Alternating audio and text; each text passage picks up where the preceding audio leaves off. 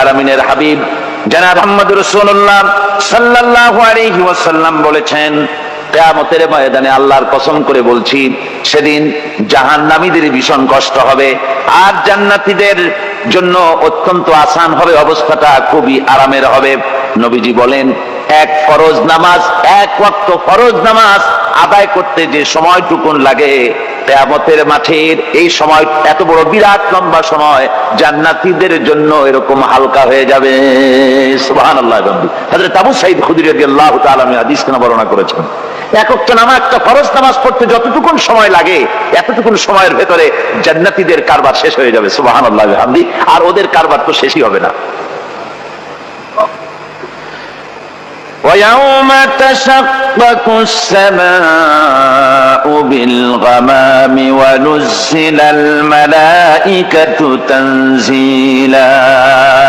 ওরা ফেরেশতা দেখতে চায়, সেদিন আসমান সমূহ বিদীর্ণ হয়ে মেঘ পুঞ্জ বেরিয়ে আসবে, আত্মপ্রকাশ করবে,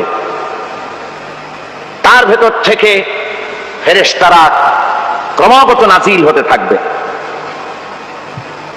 আর অবস্থাটাই হবে, আল মুলকু ইয়াউমাইযিনিল হাক্কু লির-রাহমান ওয়া কানা ইয়াওমান আলাল কাফিরিনা আসীরা। আর সেদিনে বাদশাহী হবে কেবলমাত্র রহমানের। ওয়া কানা ইয়াওমান আলাল কাফিরিনা আসীরা। আর সেই কিয়ামতের দিন, সেই সময়টা হবে কাফেরদের জন্য বড়ই কঠিন। এখানে কিয়ামতের কিছু কথা বলা হচ্ছে, কিছু আভাস দেওয়া হচ্ছে যে আসমান সমূহ বিদীর্ণ হয়ে মেঘ পিণ্ড বেরিয়ে আসবে এবং তার থেকে ক্রমাগত ফেরেশতারা নাজিল হতে থাকবে। আল্লাহর হাবিব বলেছেন, কেউ যদি কিয়ামতের দৃশ্য দেখতে চায় সেজন্য সূরা ইযা শামসু কুবিরাত ওয়া ইযা সামাউ ফাতারাত ইযা সামাউ শাক্কাত, এই সূরাগুলি যেন পড়ে, তাহলে কিয়ামতের দৃশ্য তার চোখের সামনে প্রতিভাত হবে। কিয়ামতের দৃশ্যটা আসলে কেমন হবে সেই সূরাগুলি তেলাওয়াত করলে সে বুঝতে পারবে। যেমন আল্লাহ পাক বলছেন, ইযাস সামাউ ফাতারাত ওয়া ইযাল কাওয়াকিবু তাফারাত ওয়া ইযাল বিহারু ফুজ্জিরাত ওয়া ইযাল কুবুরু বুসিরাত। যখন আকাশসমূহ চূর্ণ বিচূর্ণ হয়ে যাবে আর তারকাসমূহ বিক্ষিপ্ত হয়ে পড়বে, সমুদ্র মহাসমুদ্রগুলি দীর্ণ বিদীর্ণ হয়ে যাবে, কবরগুলি সব উদ্গীরণ করে দেবে, তার মধ্যে যা আছে সে সবগুলি। আবার আল্লাহ পাক বলেন, ইযাশ শামসু কুবিরাত ওয়া ইযান নুজুমু কাদারাত ওয়া ইযাল জিবালু সুয়্যিরাত। সূর্য যখন ঢেকে যাবে, তারকাগুলি যখন বিপর্যস্ত হয়ে যাবে আর পাহাড়গুলি যখন চালিয়ে দেওয়া হবে, এই দৃশ্য তোমরা দেখতে পাবে। فَإِذَا النُّجُومُ طُمِسَتْ وَإِذَا السَّمَاءُ فُرِجَتْ وَإِذَا الْجِبَالُ نُسِفَتْ। সেদিন অবস্থা এমন হবে, সমস্ত তারকাগুলি স্তিমিত হয়ে যাবে আর আকাশসমূহ দীর্ণ বিদীর্ণ হয়ে যাবে। আর দেখতে পাবে পাহাড়গুলি, সমস্ত পাহাড়গুলিকে উড়িয়ে দেওয়া হবে।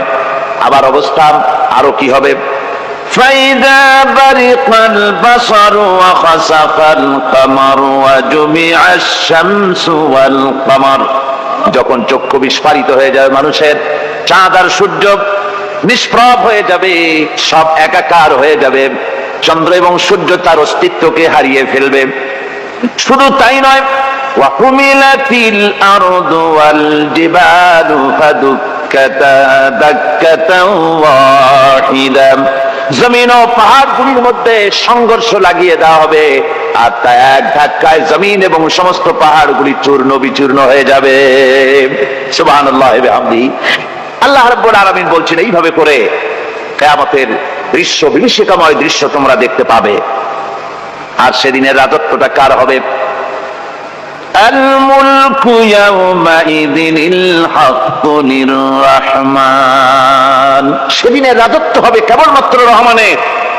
অর্থাৎ যেসব কৃত্রিম বাদশাহী দেখে তোমাদের চোখে ধাঁধা লেগে গিয়েছে, তোমাদেরকে দুনিয়ার বাদশাহী দেখে তোমরা ধোঁকায় পড়ে গিয়েছো। এসব বাদশাহী কিছুই টিকবে না সেদিন। সেদিন শুধু বাদশাহী থাকবে একমাত্র আল্লাহ পাকের। কার থাকবে বাদশাহী? যারা বলেন কার? আল্লাহ রাব্বুল আলামিন যখন কিছুই থাকবে না ঘোষণা করবেন লিমানিল মুলকুল ইয়াউম লিল্লাহিল ওয়াহিদুল কাহ্হার। আজকে কার রাজত্ব? চারিদিক থেকে আওয়াজ আসতে থাকবে পরাক্রমশালী আল্লাহ রাব্বুল আলামিনের রাজত্ব। আর কারণ নয়, হাদিস শরীফে এসেছে, বুখারী মুসলিম শরীফের হাদিসে এসেছে, আল্লাহর নবী বলেন আল্লাহ রাব্বুল আলামিন তখন তার এক হাতে আকাশ মণ্ডলীকে ধারণ করবেন, আর এক হাতে জমিনকে ধারণ করবেন। আকাশ মণ্ডলী এক হাতে, জমিন এক হাতে। এভাবে আল্লাহ রাব্বুল আলামিন বলবেন আইনাল জাব্বারুন আইনাল মুতাকাব্বিরুন। কোথায় সেই স্বৈরাচারীরা? কোথায় সেই দুর্বিনীত অহংকারী স্বৈরাচার যারা আমার জমিনের উপরে, আমার মানুষের উপরে রাজত্ব চালিয়েছে? তারা আজকে কোথায়? কোথায় সেই অহংকারীরা? আল্লাহ পাক সেদিন যে বলবেন, সেদিন তো বলবেন, কিন্তু দুনিয়ার মাঝেও স্বৈরাচার যারা, অহংকারী যারা, তাদের শাস্তি পৃথিবীর বুকেও দেন। আর সেদিন তো দিবিনি। কত স্বৈরাচার আমরা দেখলাম, কত অহংকারী দেখলাম, যাদের তর্জনী হেননে লক্ষ কোটি কোটি মানুষ উঠতো আর বসতো। তাদের জিল্লাতির সঙ্গে আল্লাহ রাব্বুল আলামিন কতজনকে বিদায় করে দিলেন। ফুলের মালা নিয়ে কুলাতে পারে নাই, পা থেকে শুরু করে গলা পর্যন্ত ফুলের মালা দিয়া ডুবাই দিল ভক্তরা। আবার আল্লাহ রাব্বুল আলামিন এমন শাস্তি দিলেন, ফুলের মালার পরিবর্তে জুতার মালা নিয়ে জেলের মধ্যে ঢুকাইয়া দিলেন। ঠিক কিনা গান? অহংকারী আর স্বৈরাচার যারা হয়, আল্লাহ পাক এভাবে তাদের দৃষ্টান্ত দেখিয়ে দেন। আমরা কত দেখলাম, 9 বছরের রাজা 10 বছরের সাজা।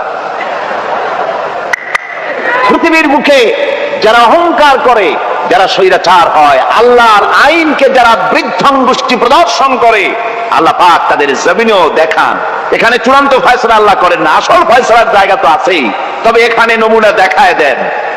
কিন্তু মুশকিল হচ্ছে, ইতিহাসের সবচাইতে বড় শিক্ষা হলো ইতিহাস থেকে মানুষেরা শিক্ষা গ্রহণ করে না। একজনে যে কাম করে বিপদে পড়ে, আর একজন এসে আবার সেই পথেই অগ্রসর হয়, নিশ্চিত মৃত্যুর পথে। আমার বন্ধুগণ, আল্লাহ পাক বলছেন সেই দিন আমার রাজত্ব হবে, আর কারো রাজত্ব হবে না। وَكَانَ يَوْمًا عَلَى الْكَافِرِينَ عَسِيرًا। আর ওই দিনটা, ওই কিয়ামতের দিন হবে কাফেরদের জন্য সবচাইতে কঠিন। সবচাইতে কঠিন হবে কাদের জন্য? কাফেরদের জন্য। কাফের কারা? কাফের হচ্ছে তারা যারা নাকি আল্লাহর আইনকে অস্বীকার করেছে, আল্লাহকে অস্বীকার করেছে, আল্লাহর আইনকে অস্বীকার করেছে। ওরা কি? কাফের। কুফর শব্দের অর্থ হচ্ছে গোপন করা। এই জন্য অন্ধকার রাতকে আরবিতে কাফের বলা হয়েছে, অর্থাৎ যা সব জিনিসকে অন্ধকার দিয়ে ঢেকে দেয়। তো কুফর হচ্ছে সেই জিনিস যা মহাসত্যকে ঢেকে দেয়, সত্যকে, মহাসত্যকে ঢেকে দেয় যে জিনিস, সেটাকে কুফর বলা হয়। আর এই কাফের অন্ধকারে ঘুরে মরে, সে কোন আলোর খোঁজ পায় না। আল্লাহ রাব্বুল আলামিন বলেন, কাফেরদের কথা এখন শোনাচ্ছেন আল্লাহ পাক, والذين كفروا أولياؤهم الطاغوت يخرجونهم من النور إلى الظلمات। যারা কাফের, যারা কুফরি অবলম্বন করেছে, তাদের সাহায্যকারী আর পৃষ্ঠপোষক হচ্ছে তাগুত। তাগুত বলা হয় সেই শক্তিকে যে শক্তি শুধু নিজেই আল্লাহর আইন অমান্য করে বসে থাকে না, বরং অন্যদেরকে আল্লাহর আইন অমান্য করতে বাধ্য করে। ওদেরকে আরবিতে কি বলা হয়? তাগুত বলা হয়। আর এই তাগুতি শক্তি, এই তাগুত হয় তার সাহায্যকারী, যা তাকে আলো থেকে টেনে অন্ধকারের ভেতরে নিয়ে যায়। আর কাফের হচ্ছে আল্লাহ পাকের ভাষায়, অর্থাৎ কোরআনের ভাষায়, কাফের হচ্ছে সবচাইতে নিকৃষ্ট প্রাণী, সবচাইতে নিকৃষ্ট জীব। মহাসত্যকে যারা স্বীকার করেছে, যারা আল্লাহকে মানে না, যারা আল্লাহর কোরআনকে মানে না, যারা ইসলামকে স্বীকার করে না, তারা সবচেয়ে নিকৃষ্ট প্রাণী। আল্লাহ রাব্বুল আলামিন বলেন, ইন্না শাররাদ দাওয়াবি ইনদাল্লাহিল্লাযীনা কাফারু ফাহুম লা ইউমিনুন। নিশ্চয়ই আল্লাহর জমিনে সব বিচরণশীল জীব যত আছে, আল্লাহ বলছেন আমার জমিনে বিচরণশীল জীব যত আছে তার মধ্যে সবচাইতে নিকৃষ্ট প্রাণী হলো যারা ঈমান আনে নাই, যারা বিশ্বাস করে আমি আল্লাহকে, যারা পরকালকে বিশ্বাস করে নাই, যারা কোরআনকে বিশ্বাস করে নাই, যারা ইসলামকে বিশ্বাস করে নাই, পৃথিবীর মধ্যে তারা সবচাইতে নিকৃষ্টতম প্রাণী। আল্লাহ বলেন শুধু নিকৃষ্ট জনক নিকৃষ্ট প্রাণী বললেই সারে না, এরা হলো চতুষ্পদ জানোয়ারের মতো। কে বলতেছেন? আমি বলছি না, কিন্তু আল্লাহ পাক বলতেছেন চতুষ্পদ জানোয়ারের মতো কাফেরেরা। وَمَثَلُ الَّذِينَ كَفَرُوا كَمَثَلِ الَّذِي يَنْعِقُ بِمَا لَا يَسْمَعُ إِلَّا دُعَاءً وَنِدَاءً। এই কাফেরদের দৃষ্টান্ত হচ্ছে সেই রাখালের মতো, যে রাখাল তার পশুদেরকে ডাকে আর ওই পশুরা একটা ডাক শোনে মাত্র, কিন্তু কি যে বলে তা তো পশুতে বোঝে না। কথা বুঝতে পেরেছে?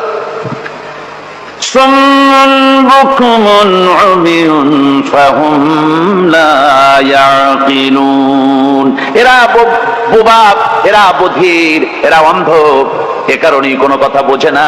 এরা চতুষ্পদ জানোয়ারের চাইতেও নিকৃষ্ট। যাদেরকে আমি আল্লাহ বলেন, যাদেরকে আমি চোখ দিলাম, চোখ থাকতে হক দেখলো না, সব দেখলো, হক দেখে নাই চোখ দিয়া, এই চোখ দিয়া সব দেখলো, নারীর সৌন্দর্য উপভোগ করলো, আর নারীর অঙ্গ প্রত্যঙ্গ নিয়ে নানা ধরনের গল্প লিখলো, কবিতা লিখলো, কিন্তু এই সৌন্দর্য যিনি দিলেন তারেও চিনল না। আছে না কত কবি আমাদের দেশে? আমার দেশের সেই কবি জাতীয় পুরস্কার পায় যে কবি নারীর বিশেষ বিশেষ অঙ্গ নিয়ে বেশি করে নির্লজ্জ কবিতা লিখতে পারে, ওই হলো সবচেয়ে বড় কবি। আমার বন্ধুগণ, একজন বুজুর্গ ব্যক্তি তিনি পথ দিয়ে যাচ্ছিলেন, তো সে পথে এক সুন্দরী যুবতী মেয়েকে দেখে সেই যুবতী মেয়ের দিকে এই বুজুর্গ ব্যক্তি এক নজরে তাকায় আছে।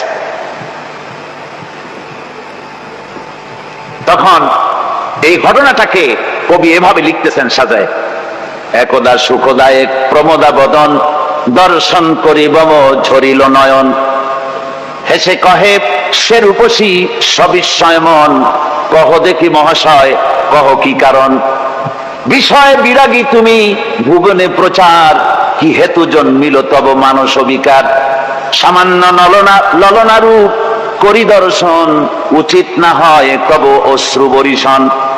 বুজুর্গ ব্যক্তি ওই মহিলার দিকে তাকিয়ে তাকিয়ে কাঁদতেছেন। সুন্দরী মহিলা বলেন, আল্লাহর বুজুর্গ বান্দা, আপনি এলাকার ভিতরে বুজুর্গ এবং পীর হিসাবে, বুজুর্গ ব্যক্তি হিসাবে আপনি বিখ্যাত।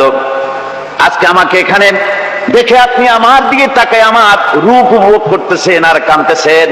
আপনার মতো সংসার বিরাগী মানুষ আমার মতো একটা সুন্দরী মেয়েকে দেখে ভাবে কাঁদা ঠিক না। বুজুর্গ ব্যক্তি বলছেন, হেসে কহিলাম বলে করহ শ্রবণ, নেত্র ঝরে তব হেতু ভেব না এমন, যে শিল্পী রচিল ওই সুধাংশু বদন, তাহার তরে ঝরে নেত্র নয়নে জীবন। আল্লাহর বান্দি, আমি তোমাকে দেখি কান্দি না, আমার চোখে পানি বেরিয়ে গেছে। তোমারে দেখে আমি মনে মনে ভাবলাম, এত সুন্দর করে যিনি মানুষ বানিয়েছেন না জানি ওই আল্লাহ রব্বুল আলামিন কত বড় সুন্দর। আমার ভাইরা, সুতরাং চোখ থাকতে ওরা আল্লাহ রাব্বুল আলামিনের কুদরত ওরা দেখে নাই, কান থাকতে কোরআনের আওয়াজ ওদের কানের মধ্যে ঢোকে নাই, বিবেক থাকতে আল্লাহর দ্বীনকে বুঝতে পারে নাই, চিন্তা করতে পারে নাই। আল্লাহ রাব্বুল আলামিন বলেন, উলাইকা কাল্লানাম, এরা হলো চতুষ্পদ জানোয়ার, বালহুম আদাল, শুধু জানোয়ার না, জানোয়ারের চাইতেও নিকৃষ্ট। এমনই জানোয়ার, আল্লাহ বলেন শুধু জানোয়ার না, জানোয়ারের মতো শুধু খায় জনমের মতো। والذين كفروا يتمتعون ويأكلون كما تأكل الأنعام। এই কাফেরগুলির কাম শুধু ফুর্তি করা, গান বাজনা নাটক গল্প এই সব কাজ তাদের। নামাজ নাই, রোজা নাই, আল্লাহর চিন্তা নাই, তাহাজ্জুদ নাই, পরেজগারি নাই, শুধু গান আর নাচ। দেখেন না ফুর্তি। এই যে 1 জানুয়ারি রাত 12টার সময় আমার ঘুম ভেঙে গেল, এই যেখানে আমি ছিলাম, বিকট আওয়াজ। আমি মনে করলাম পাশের বাড়ি বুঝি ডাকাত পড়ছে। পরে বাড়িওয়ালা আমাকে বললেন যে ডাকাত না, বোধহয় এই নিউ ইয়ার সেলিব্রেট হচ্ছে, নতুন বর্ষ উদযাপন হচ্ছে, বোমা দিয়ে শহরবাসীর আরামের ঘুম হারাম করে এগুলি করা হচ্ছে। এ তো গেল 1 জানুয়ারি। আর যখন আমাদের নিজেরটা যখন আসে, অর্থাৎ 1 বৈশাখ, তখন দেখছেন অবস্থা 1 বৈশাখে। এবছর আমাদের দেশে 1 বৈশাখে ঢাকায় যে দৃশ্য আমি টিভির মধ্যে দেখলাম, তাতে আমার মনে হয়নি যে 12 কোটি মুসলমানের দেশে রাজধানীতে এই দৃশ্য হচ্ছে। আমার মনে হচ্ছিল এটা বুঝি কলকাতা অথবা অন্য কোনো শহর হবে। আমি দেখলাম সমস্ত যুবক যুবতী, নারী পুরুষ, বিভিন্ন বয়সের লোক সব একসঙ্গে রাস্তায় নেমেছে, নাচতেছে। তার মধ্যে বুদ্ধিজীবী আছে, শিক্ষিত লোক আছে, সমানে নাচতেছে। আর তাদের মুখোশ পরা, বানরের মুখোশ, কুকুরের মুখোশ, শূকরের মুখোশ, ঘোড়ার মুখোশ, পাপিশিয়ালের মুখোশ, এই মুখোশ পরে এভাবে নাচতেছে। আমি চিন্তা করলাম নববর্ষের সাথে কুত্তার মুখোশের সম্পর্ক কি? নববর্ষের সাথে পাপি শ্রীগালের মুখোশের সম্পর্ক কি? তাহলে ওরা কি বলতে চায় যে আগামী বছরটা আমরা কুত্তার ভূমিকায় অ্যাক্টিং করব, অথবা শ্রীগালের মতো ধূর্তামি করব জাতির সাথে? তারপরে কি করলো? সকাল বেলায় যুবক যুবতী 1 বৈশাখ সূর্য উদয়ের আগে রমনা লেকের পাড়ি গিয়ে সব দাঁড়িয়েছে বাসন্তী রঙের শাড়ি পরে। তারপরে সেখানে দাঁড়িয়ে সূর্য উদয়ের পারে তাকিয়ে সকাল বেলায় ভাবে করজোর করে বলছে, এসো হে নববৈশাখ স্বাগতম হে। নববৈশাখ অলক্ষে বোধহয় এটা শুনে বলতেছে, বাবাজিরা আমারে ডাকতেছো, অপেক্ষা করো, আমি আসতেছি।